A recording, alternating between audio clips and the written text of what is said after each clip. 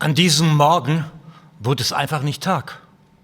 Der Himmel wolkenlos, doch keine Sonne, weit und breit. Wie in diesem Lied. Kennt ihr das? Ain't no sunshine when she's gone. It's not warm when she's away.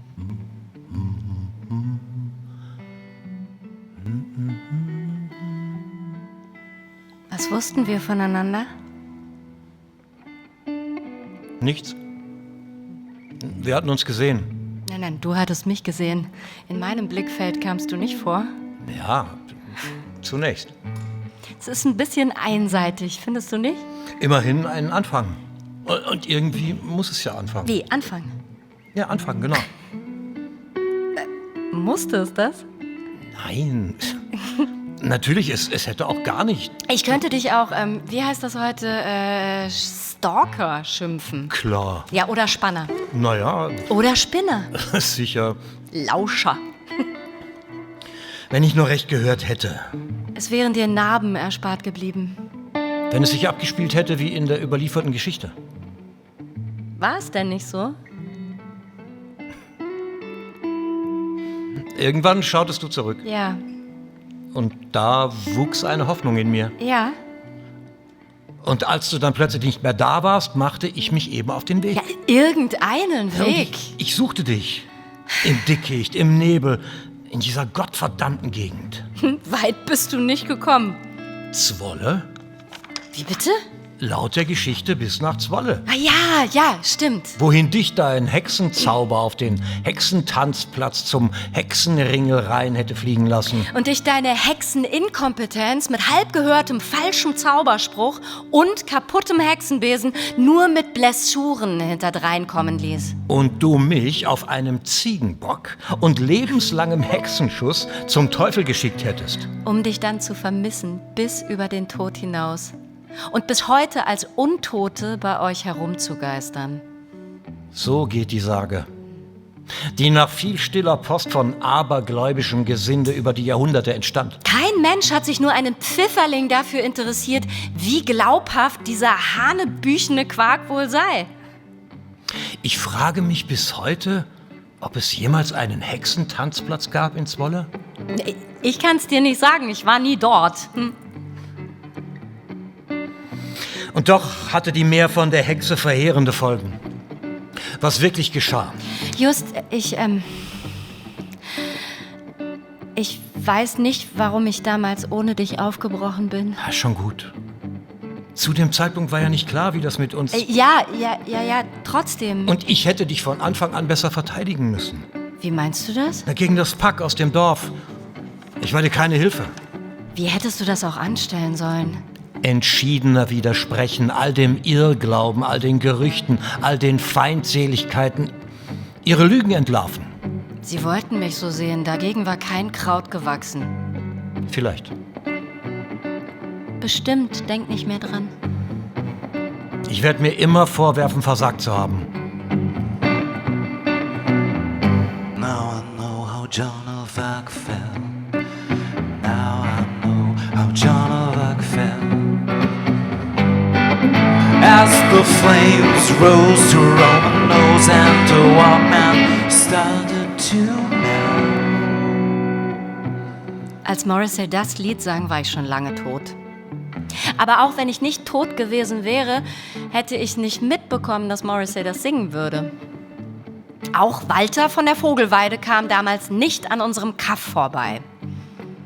Bei uns gab es keine Musik. Können Sie sich das vorstellen? Dort, wo ich groß geworden bin, ging es nicht um Glück, sondern um Ackerbau. Es ging um Viehzucht, es ging ums Einfahren, ums Einmachen, ums Reinmachen. Wofür war meine Existenz schon da? Da war kein Lächeln auf den Gesichtern meiner Eltern. Dafür waren sie zu einfältig und zu sorgenvoll und zu wenig verliebt. Ich meine, wie hatten sie sich kennengelernt? In der Kirche. Die Familie meiner Mutter war aus dem Nachbardorf zugezogen und da haben sich ihre Eltern und die Eltern meines Vaters verabredet. Es schien ihnen erstrebenswert, die beiden zu verkuppeln. Wirtschaftlich sinnvoll und die Gefahr, dass ein krankes Kind geboren würde, war kleiner als bei einer Frau aus dem Dorf. Ich hätte ganz woanders sein können. Ich habe es damals niemandem gesagt, aber ich bin aus freien Stücken Knecht geworden. Ein ungewöhnlicher Weg für einen Grafensohn, nicht wahr? Ich hielt es nicht mehr aus, inmitten all der Konvention, den erlauchten Cognac-geschwängerten Teekränzchen, der gepflegten Fuchsjagd, die Sinnlosigkeit all diesen Tuns. Ich war nichts Besseres, war nicht Justus, ich war Just. Ich wollte anpacken, Erde unter die Fingernägel, keine bepuderten Empfindungen. Meine Sippschaft von und zu war not amused, als ich verschwand. Das könnt ihr mir glauben. Ich wollte sein wie der Eisvogel. Es gab einen an der Dalke, unweit unseres Hofes. Der Eisvogel verschwand manchmal für mehrere Wochen. Mehrmals habe ich gedacht, er sei tot, aber er kehrte immer wieder zurück. So wie ich zurückkehren wollte. Eisvögel bewegen sich in einem sehr kleinen Gebiet. Eisvögel sind auffällige Tiere. Also wo bitte war der Vogel, wenn ich ihn nicht sah? Auch wenn ich jeden Tag zum Fluss ging und stundenlang auf ihn wartete. Also so stellte ich mir das auch in meinem Fall vor. Just sollte zum Fluss gehen und hoffen, dass ich komme, aber das machte er nicht. Er versuchte, meine Spur zu verfolgen. Dabei hinterlassen Eisvögel doch gar keine Spuren. Habt ihr Ginken gesehen? Hast du Ginken gesehen? Ginkengörken verschwand in der Walpurgisnacht anno Dunnemals. Nachdem der erste Sommertag des Jahres die Bauern beim Aufstellen des Maibaums ins Schwitzen brachte und am Abend die Maifeuer auf den Höfen ringsumher danach erhellt hatten.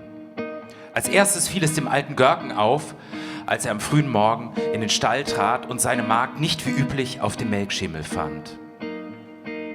Er schaute darauf in die Stube, in die Waschküche, in die Küche, doch keine Spur von Ginken. Ausgerechnet zur Walpurgisnacht, dachte ich bei mir. War doch in den Jahren zuvor immer wieder die Rede davon gewesen, dass Ginken eine Hexe sei, woran ich nie geglaubt hatte. Den tratschenden Weibern und den ewig besoffenen Kerlen schien jeder Aberglaube recht, der sie von ihrer tristen Existenz ablenkte. Der sandige Boden der Heide, wie Dünen. Der Boden passte zu der Meer, ich sei nach Holland gegangen. Zwolle. Wie bitte? Zwolle. Ach, Zwolle, genau. Auf den Hexentanzplatz in Zwolle. Was für ein Unsinn. Na, immerhin, ich war dort nach dem Buch. Und, hast du Hexen gesehen? Oh ja, scharenweise. Ja, ich war nicht ganz bei mir, als ich sie suchte. Ich trank zu viel in dieser Zeit. Ich meinte, das Meerrauschen zu hören im Forst von Reda Wiedenbrück. Tatsächlich habe ich die heimische Gemarkung nie verlassen. Als ich träumend erwachte, lag ich in einem Boot und trieb einen Fluss hinab. So wie später Johnny Depp in Dead Man von Jim Jarmusch. Wie war ich hier hineingekommen? Hatte ich mich selbst hineingelegt, erschöpft und berauscht, wie ich war. Aber wer hatte das Seil gelöst? Ich wusste es nicht. Als ich träumend erwachte, war der Bach schon zu einem richtigen Fluss angewachsen. Ich fand weder Ruder noch Stab, keine Möglichkeit zu lenken, außer mit den Händen. Ich entschied mich, nicht zu springen, nicht zu schwimmen und ließ mich treiben. War das die Ems? Sie könnte mich ihr näher bringen, also vielleicht.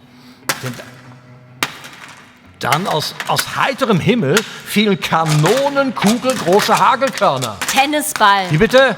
Nein, heute sagt man Tennisball, große Hagelkörner. Tennis?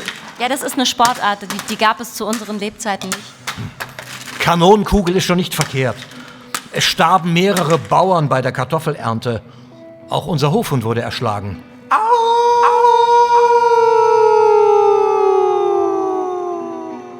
Sei es drum, manchmal schneit es eben im April und das Laub der Birken tost, als sei es Herbst. Warum war sie gegangen?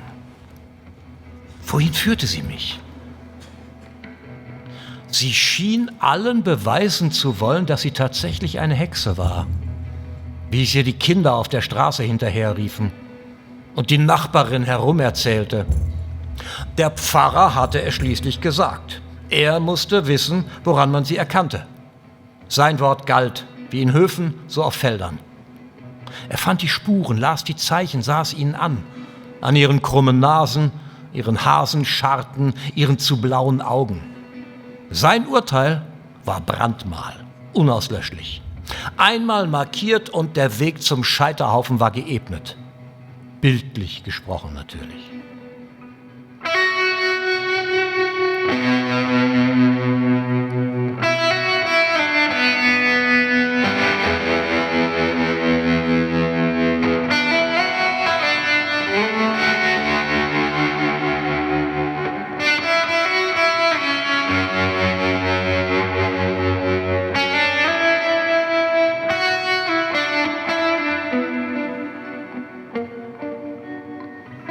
In unmöglicher Vorausahnung höre ich Neil Youngs Gitarre über der Heide.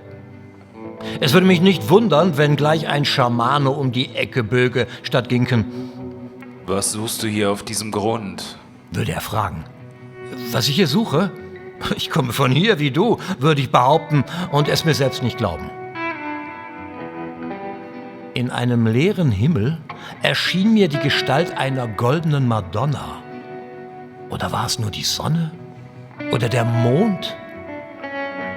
Unklar, ob Tag oder Nacht. Gab es sie noch, Tag und Nacht? War ich noch da, um sie zu schauen? Die Madonna nehme ich zurück. Was sollte ich mit einer solchen zu schaffen haben? Das Bild macht keinen Sinn. Jetzt weiß ich's. Nacht war es. Denn saß da nicht eine Schleiereule unmittelbar vor mir auf dem Brückenpfeiler? Na, bei Tag wäre sie wohl kaum dort gesessen, lichtscheu, wie die Tiere nun mal sind. Ein Albtraum jetzt.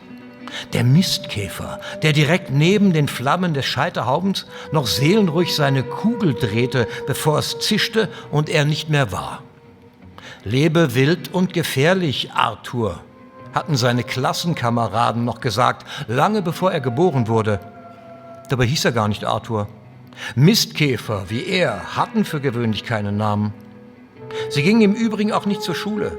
Was also sollte dieser Gedankengang? Verrückt, was alles aus mir hätte werden können. Wenn mir bewusst gewesen wäre, was für eine Macht ich hätte ausüben können. Da alle Übel der Welt mit mir in Verbindung gebracht wurden. Und ich fragte den Zusammenhang, wozu er da sei. Und er antwortete: Um Ängste zu schüren. Oh, danke. Kein Problem. Moment, welche Ängste meinst du? Die der Leute oder meine? Die Antwort auf diese Frage wirst du zu spüren bekommen. Na toll. Der Pilz am Baum machte mir Angst. Die Aussicht auf Sommer machte mir Angst. Die zitternden Hände meines Vaters fielen mir wieder ein und machten mir Angst. Selbst das Blut in meinen Adern machte mir Angst. Salamandrina, na, na, na. Salamandrina, na, na, na. Salamandrina, na, na, na. Salamandrina, na, na, na. Salamandrina, na, na, na. Salamandrina, na, na, na. Salamandrina, na, na, na. Wir irren des Nachts im Kreis umher und werden von Feuer verzehrt. Salamandrina, na, na, na. Salamandrina, na, na, na. Salamandrina, na, na, na. Salamandrina, na, na, na. Lag es an ihrer Erscheinung, dass man ihr so begegnete? Was denn für eine Erscheinung? Ja, dem immer entzündeten, spitz herunterhängenden Lid am linken Auge. Wie bitte? Unter meinen Stiefeln wurde der Boden immer sandiger. An der Weggabelung ein Kruzifix.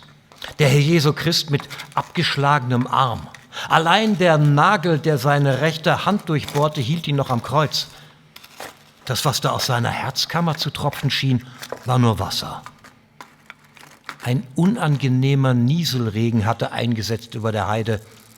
Schwarz wie Asche war dieser Regen. Der Qualm der Maifeuer lag noch beißend in der Luft. Oder war es Ostern? Die Stimme, die mich nun zu rufen schien, war nicht die seine, sondern die des Stallburschen vom nächstgelegenen Hof, dem wohl ein Zicklein abhanden gekommen war. Ihm galten die Rufe. Nach mir suchte niemand. Doch. Ich war auf dem Brocken. Ernsthaft? Ja, großes Hexenehrenwort. Ein einzigartiges Naherholungsgebiet, Nationalpark Harz. Es muss herrlich sein dort. Oh, beinahe hätte ich dir geglaubt. Na, beinahe hätte ich es mir selber geglaubt, diese ganze Hexerei. Also ich bin wirklich nah dran, mir einen Besen zu kaufen, Kinder zu schlachten und ihr Blut zu trinken. Meinen Scheiterhaufen selbst aufzuschichten und dann anzuzünden. So plauderten wir noch. Aber dann war sie plötzlich tatsächlich verschwunden. An den Tagen, bevor der Eisvogel verschwand, hat es ungewöhnlich heftige Sonnenstürme gegeben. In der Nacht, bevor der Eisvogel nicht mehr gesehen wurde, leuchtete der Himmel über Sundern in Rot und Grün. Die Bauern schliefen. Ginken und Just waren die einzigen, die das Spektakel sahen. Beide für sich in ihrer Karte. Ob das Verschwinden des Eisvogels mit der Erscheinung in Verbindung stand, sollte für immer ein Rätsel bleiben. In dieser Nacht spielten meine Sinne verrückt. Längst erloschene Sterne sehen zu können, ist zwar kaum zu begreifen, jedoch nichts Außergewöhnliches. In dieser Nacht meinte ich jedoch, die Wärme der Sonnenstürme zu spüren und versuchte vor ihnen zu fliehen. Ich meinte, den Ruf der Fledermäuse hören zu können und hielt mir dem Tinnitus nahe die Ohren zu. Ich meinte, den Geruch von Weihrauch aus der Grabkammer des Dorfpfarrers zu riechen, auch wenn dieser gut 2 Meter unter der Erde in einem massiven Eichensarg begraben lag. Diese Nacht war eine einzige Überforderung. Für die Ohnmacht, die mich irgendwann überfiel, musste ich sehr dankbar sein. Auch wenn ich wohl gestorben wäre, hätte Mattis, der alte Fischer, mich nicht in den frühen Morgenstunden im hohen Ufergras liegend aufgefunden. Just, wach auf. Vor lauter Erleichterung betete ich sogar ein eiliges: Gegrüßet seist du, Maria, voll der Gnade, der Herr ist mit dir. Du bist gebenedeit unter den Frauen und gebenedeit ist die Frucht deines Leibes, Jesu. Heilige Maria, Mutter Gottes, bitte für uns Sünder, jetzt und in der Stunde unseres Todes. Amen. Es hat nichts gebracht.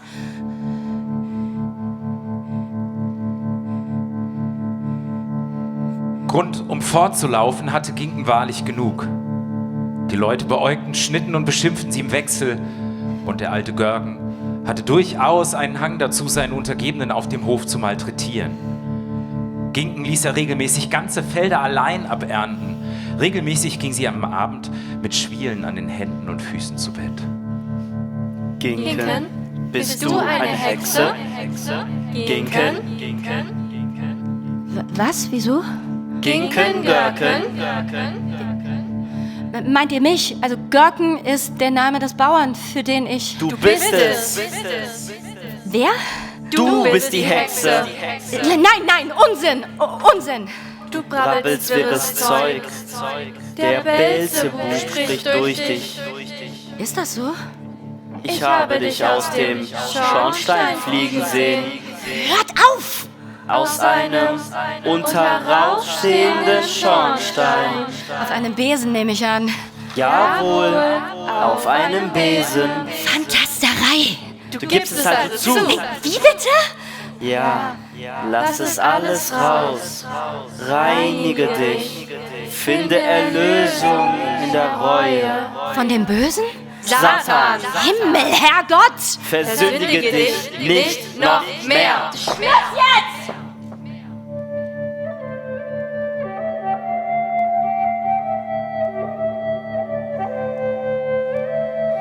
Aus der Entfernung sah es aus, als lief dort jemand auf Stelzen über den Acker. Warst du das? Was? Nein. Fast schien es mir, als sei ich es selbst, aber was hatte ich dort zu suchen, wo ich doch hier war? Ich kann es dir nicht sagen. Ja, aber was hat es mit der kranken Schleiereule auf sich, die mir eines Nachts auf dem Brückenpfeiler gegenüber saß? Nichts. Ich glaube nicht an irgendwelche metaphysischen Zeichen. Ja? Ein Tier, das, warum auch immer, zu krank war zum Weiterfliegen. Fertig. Das sagt dir für dein Leben gar nichts. Du hast recht. Wir sind hier nicht im Märchen oder im Mittelalter, von dem Sie alle reden. Erzählen wir etwas vom Mittelalter oder sind wir jetzt im Mittelalter, mal ehrlich? Na, in welcher Zeit befinden wir uns? Lass sie in Ruhe. Sie wissen es vielleicht selbst nicht. Ja, aber das wäre doch hilfreich, wenn wir das wüssten, oder nicht? Ja klar, würden wir sagen, so ist es eben heutzutage. Das ist eben das Mittelalter. Moment. Gab es ein Gesichtsbuch im Mittelalter, in dem man Lügen verbreiten und zu Mord und Totschlag aufrufen konnte? Gab es nicht. Dann ist es wohl nicht das Mittelalter. Es muss eine andere, finstere Zeit sein, in der ihr lebt. Der Eisvogel verfing sich in einem Netz der Gespenstermotten. Wie bitte? Ja, so war's. Nee, das ist doch unglaubwürdig. Ja, es ist nicht an dir, das zu beurteilen. Für dieses Dorf hast du die Hexe. Au!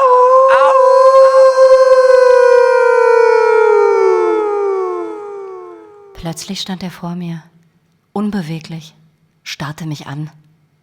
Der, über den sie seit Wochen sprachen, nachdem sie Ausschau gehalten hatten mit Gewehren und Mistgabeln. Hier war er also, der Wolf, zurück in Sundern. Auf dem Feld des Meierhofs war er, wie man tags darauf feststellte, in einen Blutrausch geraten. 17 Schafe, darunter 4 Lämmer, fielen dem zum Opfer. Und schon am gleichen Abend, wie sollte es anders sein, wurde im Dorfkrug gemunkelt, dass Ginken es vorausgeahnt hätte, den Wolf angelockt mit ihrer Aura, ihrer Hexenenergie.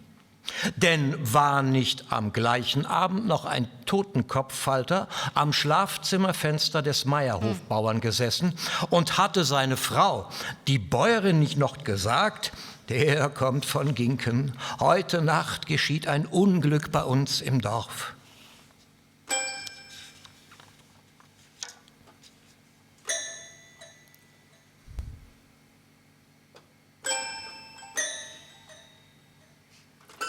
Das Rufen des Schwarzspechts verkündete die Tollkirschenblüte. Im Dickicht zwischen Farnen und Brennnesseln verlor sich ihre Spur. Das stimmt. Ich war übersät mit Wunden, Zecken und anderem Getier. Die Syphilis sei auf dem Vormarsch, so hieß es. Eine Krankheit, die das Geschlecht befällt. Syphilis spielte zu unseren Lebzeiten eine völlig untergeordnete Rolle. Das sagst du so. Nein, das sagt nicht ich. Das sagen Studien, die im 21. Jahrhundert erscheinen werden. Kannst du also doch ersehen. Es stimmt also doch. Du bist eine Hexe. Die Hexe von Sundern. Seid still! Seht sie an, die Hexe. Glaubt ihr nicht. Lasst euch nicht auf sie ein. Sie triggert eure innersten Ängste. Triggern? Also dieses Wort habt ihr aber auch nicht aus euren Lebzeiten, oder? Wo habt ihr das her? Seid ihr selber hellsichtig? Selber Hexen? Oh, behüte euch Gott!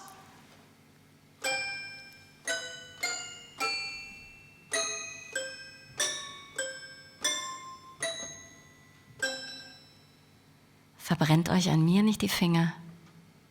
Glaubt nicht, es sei ein Kinderspiel, so wie bei Hänsel und Gretel. Ich bin ein Mensch aus Fleisch und Blut. Mich steckt man nicht einfach in einen Ofen.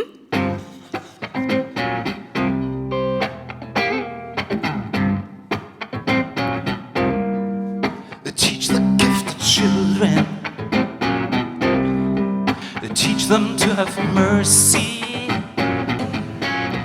Wir haben es überhaupt nicht gewusst, Mama. Die Frau war so unheimlich. Oh, wir haben das nicht gewollt, Mama. Wirklich, bitte, das musst du uns glauben. Es war Notwehr, Mama. Plötzlich hatten wir sie im Ofen. Ja, und das ging alles so schnell. Und dann sind wir gerannt, so schnell wir konnten, Mama. Ja, damit wir sie nicht schreien hören müssen. Die hat so laut geschrien, fast wie ein Tier, Mama. Es hörte sich so an, wie die Schweine, wenn die zum Metzger gebracht werden. Aber Mama, weißt du was, es ist ja nicht so schlimm, weil sie war ja gar kein Mensch, Mama. Ja, sie war eine Hexe, Mama, wirklich. Bah, du hättest ihre Finger sehen sollen, genauso krumm wie ihre Nase. Die hatten solche Angst. Aber Mama, wenigstens hat sie uns nichts getan, oder? Als wir nämlich am Waldrand ankamen, da wurde es plötzlich ganz still. Nur der Wind rauschte leise durch die Blätter von den Bäumen und die Gräser und so. Und ein Kuckuck rief. Und dann krähte der Hahn vom Meierhof. Ja, der Albtraum, der war vorbei. Schauermärchen. Und wir rannten quer über die Wiese, sprangen. Über den Bach, Mama, ja? Ja. Und jetzt sind wir wieder bei dir. Mama, beschützt du uns. Bitte, Mama, bitte beschütze uns. Bitte, Mama, bitte. In dieser Nacht schlug der Blitz in die 1000-jährige Eiche im Holter Forst ein. Ein Zeichen. Ich stieg hinab in den Weltkriegsbunker, der weit nach meinem Tod dort entstehen sollte. Dort, wo es nach Urin und Spitzmaus roch, verbarg ich mich. Kurze Zeit später schlug ein Himmelsgestein auf einer Brache zwischen Sundern und Reda ein. Ein Zeichen? Ich war tatsächlich die Erste. Die Erste, die den Stein, der nicht von dieser Welt sah und, nachdem er abgekühlt, vom Boden hob. Als sich kurz darauf die Flüsse verfärbten, weil seltene Erden von der Wappel abgetragen, was nichts, aber auch gar nichts mit dem Meteoriten zu tun hatte, mit welchem wiederum ich nichts, aber auch gar nichts zu tun hatte, da war die Sache natürlich endgültig klar. Reginen war's, die Ginken, die mit dem Belzebub einen geheimen Bund geschlossen.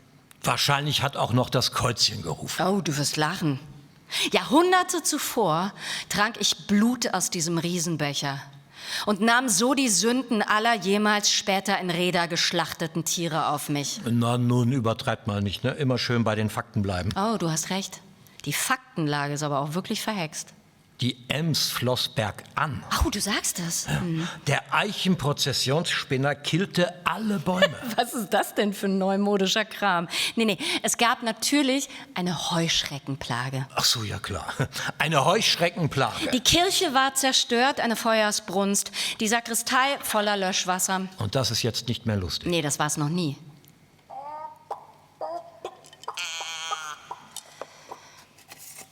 Ab einem bestimmten Punkt drehte ich den Spieß um.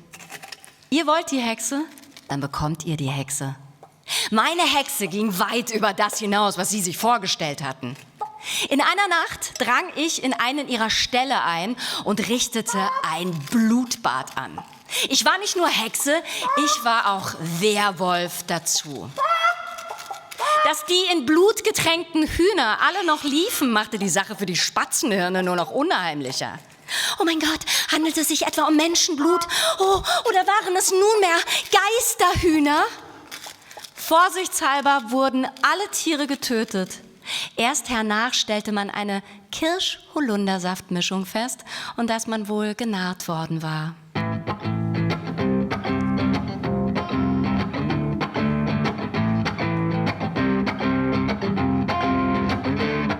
Come closer and see into the trees. Find the girl while you can. Come closer and see into the dark. Just follow your eyes, just follow your eyes.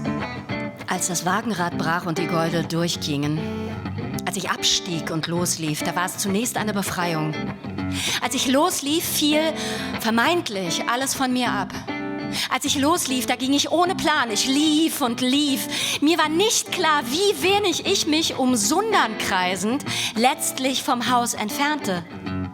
Ohne Kompass und ohne zu wissen, wie die Sterne zu deuten seien. Naja, zumal da keine Sterne waren. Der Nebel hing undurchdringlich über den Feuchtwiesen und bald schon drang das Wasser mir durch die Schuhe und ich kämpfte gegen Blutegel, die sich mir ans Bein setzen wollten. I hear her voice calling my name. The sound is deep in the dark. I hear her voice and start to run into the trees, into the trees. So ging das eine gefühlte Ewigkeit. Als ich mich endlich aus dem Sumpf befreit und auf dem sandigen Boden angekommen war, schlief ich sofort vor Erschöpfung ein. Wen wundert's? Seit 5 Uhr früh war ich auf den Beinen und als ich dort ankam, hatte die Turmuhr gerade 2 geschlagen.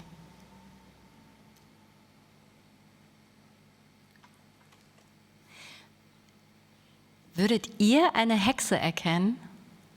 Ha? Woran? Also, schaut mich an. Mein Status? Hexe. Mein Ende?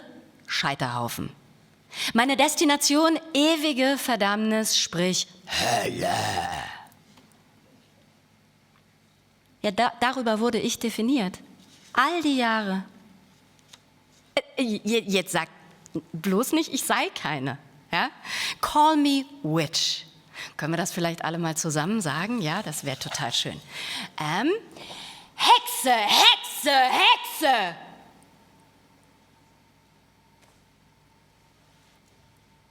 Geht das lauter?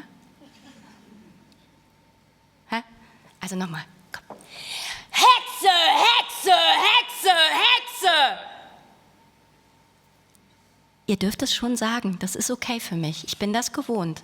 Ha? Also, weil, jetzt passt mal auf, wenn ich keine Hexe bin, dann bin ich völlig lost, vollkommen. Wollt ihr das?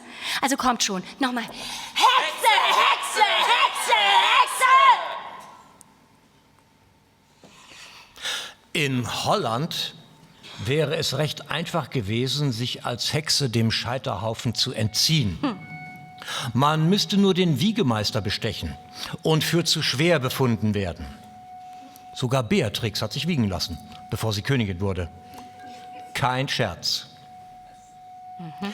Die Wiegeprobe war in jedem Fall besser als die Wasserprobe. Hier wurde die Probandin gefesselt ins Wasser geworfen. Schwamm der Körper, so wurde sie als Hexe vom Element abgestoßen und ging ins Feuer. Der Müller am Fluss sprach: Es hat keine Not, es sind eh alle tot, darum Schrot statt Brot.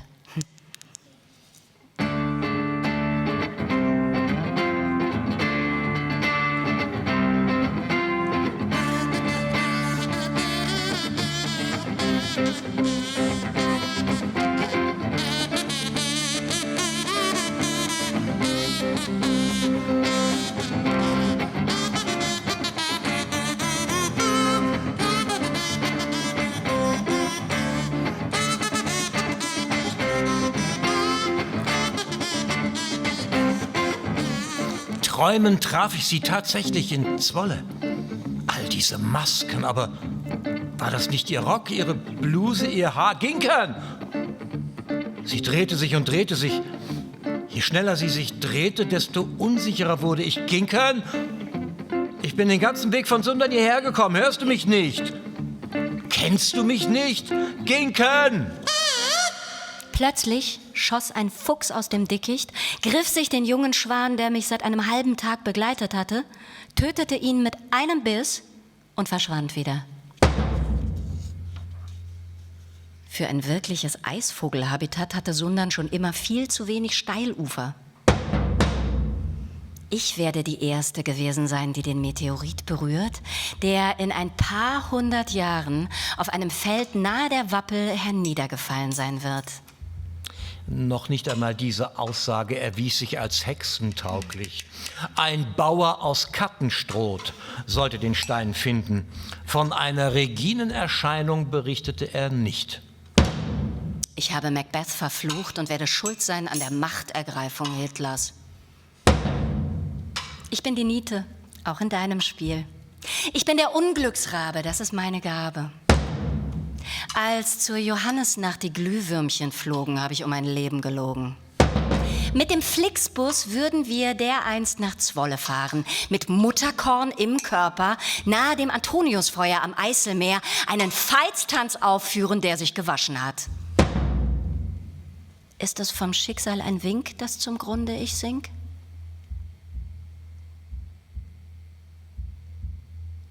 Ein Wetterleuchten. Vorbote eines Gewitters, das dann doch nicht kommt? Der Schwindel kurz vor der Ohnmacht, die dann doch ausbleibt? Das stolpernde Herz, welches dann doch nicht stehen bleibt? Der Einsiedler sprach: Ich habe die Kranken gesehen, die als Hexen verbrannt, die Verrückten, die verbannt. Ich habe sie gesehen, sie war nicht krank, nur als Hexe verkannt. Ich habe dich gesehen, du hast dich verrannt. Ist dein Blick anders? Nein, Deine Gefühle? nein, Dein Zustand? naja, vermutlich bin ich tot. Wie ich. Oh, wie habt ihr uns eigentlich gefunden? Bin ich noch irgendwem bekannt? Ha? Begründete ich eine Tradition? Na, sagt es mir ehrlich. Warum wurde ich eigentlich nicht von den Gebrüdern Grimm bearbeitet? Knusper, Knusper, Knäuschen. Ja, das klingt doch ziemlich niedlich dafür, dass die Geschichte später mit einem Faschistoiden in den Ofengeschiebe endet, oder? Also dann doch lieber Titelstory eines Heftchens aus dem Flöttmann Verlag.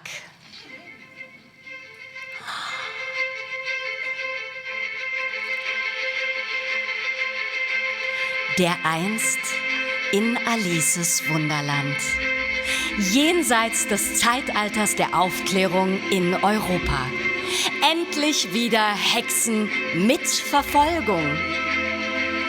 Ihr kennt Alice? Sie wird euch in Gütersloh geboren werden, wie ich. Sie wird auf der rechten Seite stehen und wissen, wie mit solchen wie mir umgegangen werden muss. Solche wie ich stören die gesunde Dorfgemeinschaft. Spielte die Geschichte, die aus der meinigen gemacht wurde, in Alices Wunderland, ich wäre gar nicht wiedergekehrt aus Zwolle. Da hätte ich auch keinen Besen gebraucht, um dahin zu kommen. Da hätte man mich in einem Bus dorthin verfrachtet, ob ich wollte oder nicht.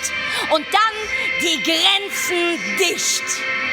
Oder umgekehrt, ich wäre dorthin geflogen, auf meinem Besen. Und dann hätten Alices Scharfrichter mich abholen lassen und verurteilt zu lebenslangem Straflager. In Alices Wunderland würde Stalag wieder eröffnet. Darauf könnt ihr Gift nehmen. Für solche wie mich.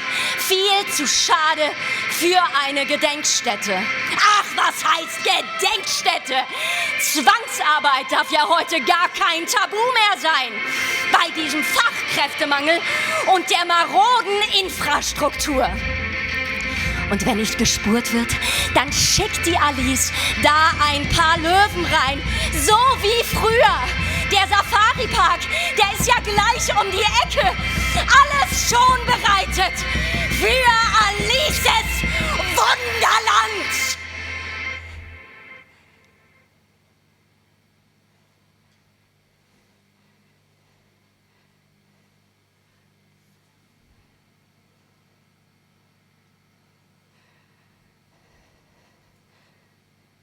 Das Gerücht mit Holland,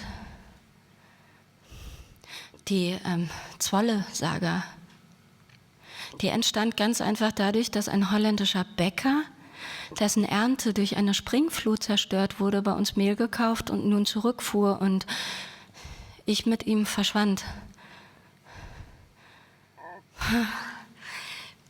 Immer schon wollte ich hinaus in die Welt.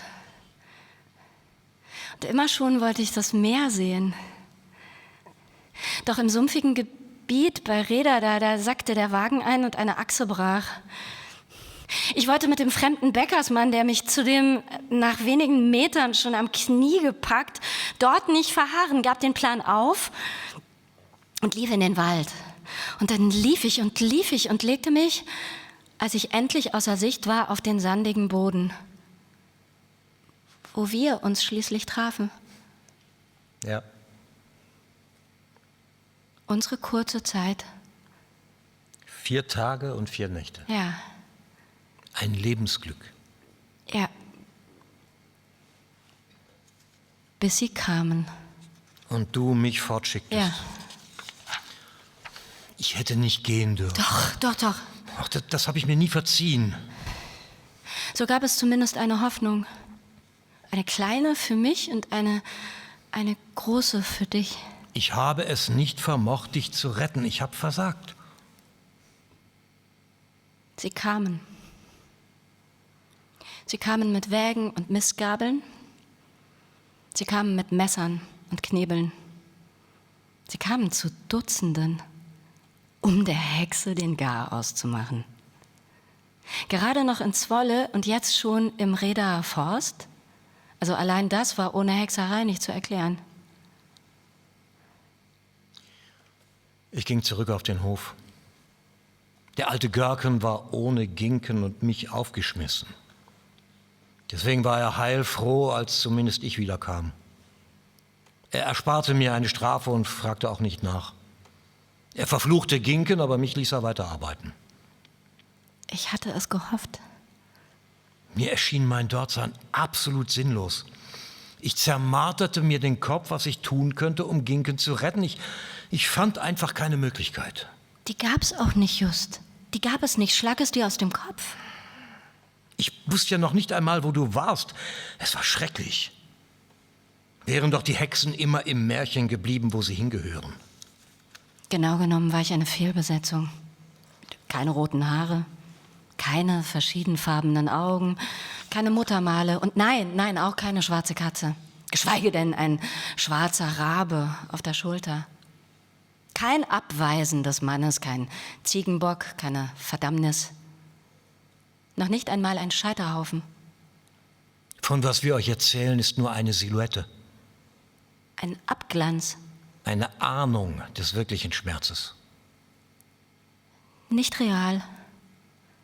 Und doch wahrer als die Überlieferung. Ehrlich, keine Kunst. Sie sperrten mich ein. Das Jahr verging, ab und zu brachte man Kinder in das Verlies. Sie durften die Hexe besichtigen. Ich wurde zum abschreckenden Beispiel. Es war wieder April geworden, als sie mich auf die Kutsche luden. Irgendwann grummelte Görken, sie würden Ginken fortbringen. Es ginge jetzt zum Hexentest nach Waldeck. Plötzlich wusste ich, was zu tun sei. Ich ließ die Schaufel fallen, nahm mir einen Gaul und ritt zum Anwesen meiner Familie. Ich wollte über meine adelige Herkunft einen Kontakt zu den Schlossherren von Waldeck herstellen. Ginken musste vor dieser tödlichen Prüfung bewahrt werden. Doch das war wohl sehr naiv. Ich wurde nicht erhört. Nicht einmal die Pforte öffneten sie mir. Meine Verwandtschaft war wertlos geworden. Sie hatten mich verstoßen. Dies erkennend stieg ich wieder auf den Gaul, ritt in 2 Tagen durch bis Waldeck und kam doch zu spät. Auf Schloss Waldeck gibt es einen Hexenspund. 3 Verlieskammern übereinander, von denen die oberen beiden ein fassgroßes Loch im Boden haben. Die verdächtigen Frauen werden oben hineingeworfen und wenn sie sich im Fallen nicht das Genick brechen, dann sind es Hexen und kommen auf den Scheiterhaufen. Das ist großartig, nicht wahr? Ich hatte Glück. Ich war sofort tot.